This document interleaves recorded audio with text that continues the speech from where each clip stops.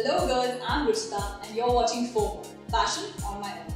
Now we all try our best to take care of our precious hair, but there are certain things that we do wrong almost every day. So watch this video to know what not to do to your hair. Now we all love the smell of shampoo in our hair and the overall fresh feeling a hair wash leaves us with. But trust me, washing your hair every day is a complete no-no as it takes away the moisture from your hair, leaving it dry and undernourished. Instead, try washing your hair every other day for keeping it clean and healthy.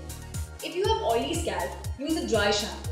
I personally love this Rockaholic Dirty Secret Dry Shampoo. Try it out. Wet hair is delicate and prone to breakage. That's why brushing your hair at that time is not a good idea. Use a wide tooth comb to detangle wet hair instead of a brush. Start from the ends and work your way up. Itching can cause some serious damage to your cuticles and follicles, especially if you have long nails. Try finding the reason behind the itch for some relief. Sometimes it's because of unclean scalp or damp fur.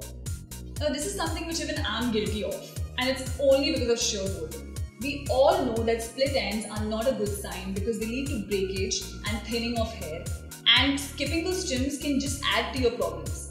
As Indians, we are all fascinated by long hair, but those dead ends aren't going to add any length. So go ahead and fix an appointment with your stylist once every 2 weeks.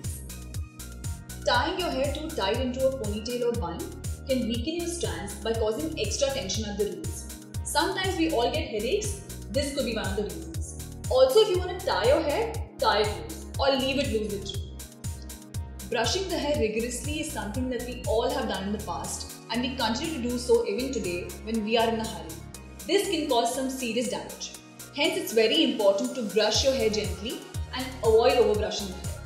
Also, another thing to avoid is using a dirty brush.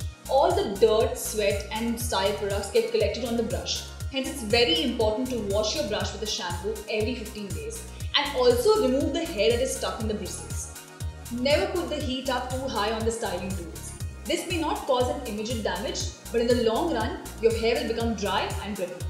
Many people with oily and thin hair tend to shy away from using a conditioner because they feel that it will weigh their hair down, making it look flat.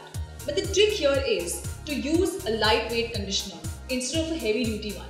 If you have thick hair like me, then you have to go with a heavy duty conditioner with lots of natural oil in the base. Conditioning not only protects your hair, makes it shine, increases your growth, but also prevents breakage and damage to the internal hair shaft. Even I do this at times, but it's really bad for your hair. Always use a heat protectant regardless of the type of hair you have or the amount of heat styling you do.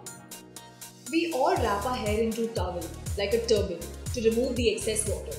This can cause serious damage. Wet hair should be gently squeezed with the help of a towel or a t-shirt because that's a softer fabric. Be on a well-balanced diet. Have unsalted nuts, avocados, green veggies, leafy veggies, salmon fish, omega-3 rich eggs. Organic poultry is also a major hair booster. This will give your hair shine and strength in no time. So ladies, these are my basic tips for great hair. If you've liked this video, share it with your friends. And for more such videos, subscribe to FOMO, Fashion on My Own.